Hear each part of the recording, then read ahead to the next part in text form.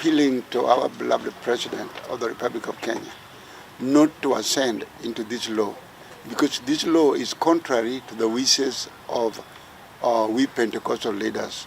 Viongozi wa makanisa wanapoendelea kupinga vikali mipango ya kuweka sheria ya kudhibiti makanisa nchini, sasa Rais William Ruto amevunja kimya chake kuhusu mswada huo uliowasilishwa na seneta wa kaunti ya Tana River Seneta Mungatana. Apart from what the Constitution provides, we are a God-fearing nation, and we will equally defend our faith. As Christians, as different religions, we will make sure that we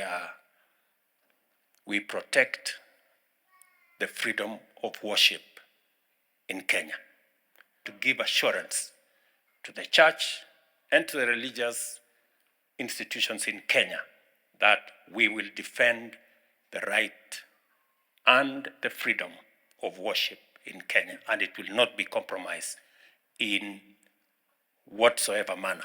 Akizungumza alipohudhuria ibada ya Jumapili katika kanisa la AIC Milimani, kaunti ya Nairobi, Rais Ruto ameweka wazi kuwa katika uongozi wake atalinda uhuru wa makanisa, huku akitoa onyo kwa wanaolenga kudhibiti makanisa nchini. I know that there are proposals that have been made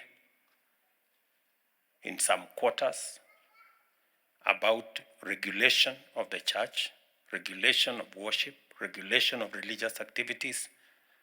I want to remind those who are pursuing that kind of exercise that the Constitution of Kenya is very explicit on the freedom of worship, and there will be no compromise whatsoever.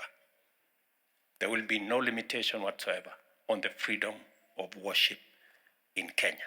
Rais Ruto amedokeza kuwa viongozi wa kidini wanapaswa kupewa nafasi ya kubuni sera kuhusu jinsi wangependa kudhibitiwa. Now I want to ask those who have ideas to allow religious leaders themselves to develop how they want to regulate themselves and how the church, how religious organizations are going to go forward, because that was the recommendation of the task force I appointed under Reverend Mutaba Mushimi, that the religious body in Kenya will decide how they want to make sure that the freedom of worship in Kenya is protected. Usemi huu wa rais unajiri wakati ambao kuna pendekezo kuwa makanisa yawe yanathibitiwa ili kuzuia visa vya baadhi ya makanisa kuwapunja wa Kenya. Mswada huo uliowasilishwa bungeni na Seneta Mungatana vilevile unalenga kukabiliana na dini zinazoendelea itikadi kali miongoni mwa Wakenya. We will make sure that we don't compromise, and there will be no limitations or compromise on the freedom of worship in Kenya. Mary Kialo, Undugu TV.